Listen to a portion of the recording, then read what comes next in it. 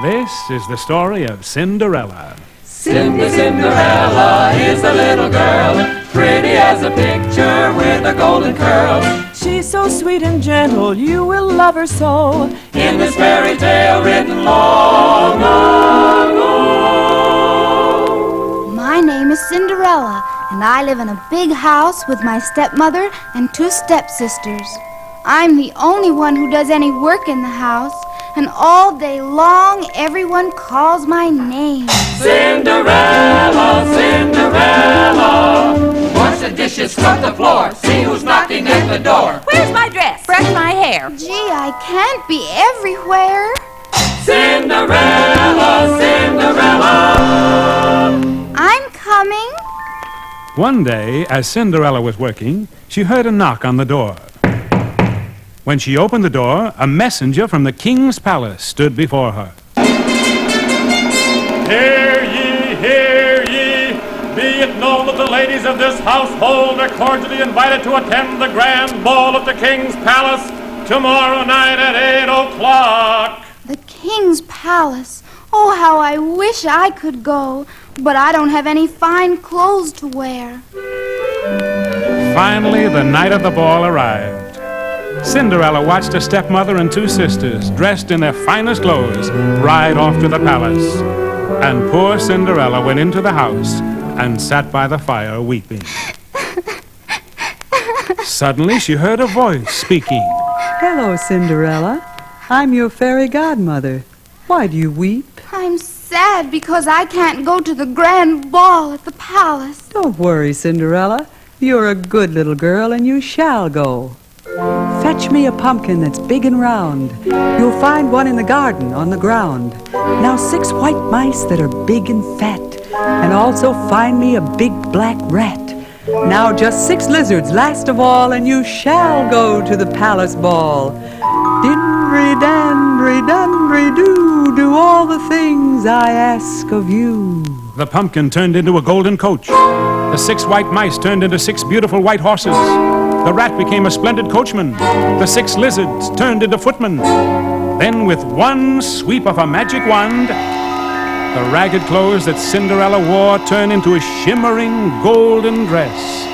And when she looked at her feet, she was wearing the most beautiful glass slippers you ever did see. Oh, how beautiful I look. Thank you, fairy godmother. Now I can go to the ball. Yes, Cinderella, go to the ball. But remember this. You must leave by midnight, or else your beautiful clothes will turn to rags. Go now, Cinderella. You'll be the queen of the ball. Don't forget to leave before the clock strikes 12.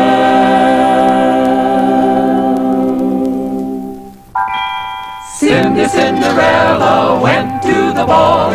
Cinderella, loveliest of all. Pretty as a picture in her golden gown. Cinderella danced round and round. When the prince met Cinderella, he bowed and said, "I'd like to dance with you." Cinderella and the prince danced and danced the whole night through. Suddenly, the clock struck 12. Cinderella ran from the ball when she heard the clock strike in the palace hall. At the stroke of midnight, like the wind she flew. As she ran away, she lost her little glass shoe. By the time Cinderella had passed through the palace gates, it was 1 minute after 12. Oh, my fine clothes have turned to rags, and my footmen are lizards, my coachman a big black rat. Oh, look! My 6 white horses have turned to mice, and the golden coach is once more a pumpkin.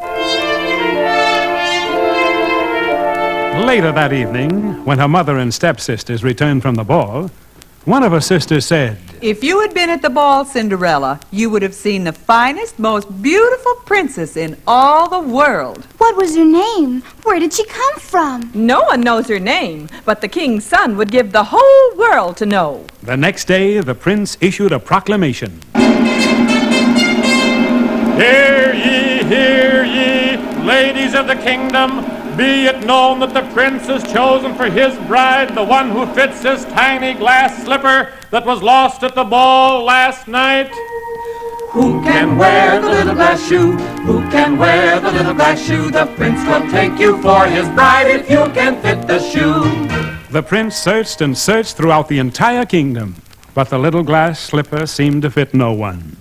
Finally, he came to Cinderella's house, and when Cinderella's stepsisters tried on the slipper, it just wouldn't fit. Oh, it's too small. It hurts my foot. Gosh, my foot's too big. It won't fit me either.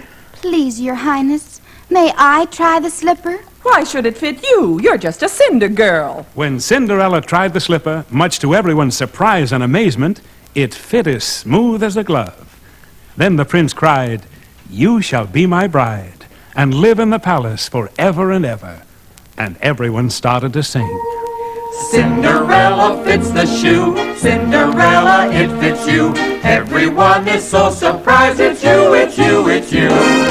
Cindy fits a little glass shoe. Cindy fits a little glass shoe. She's to be the prince's bride. Not you, not you, not you. 'Cause Cindy fits a shoe. And so the prince took Cinderella in his golden carriage, and they rode off to the palace, where they lived happily ever after. And that is the story of Cinderella.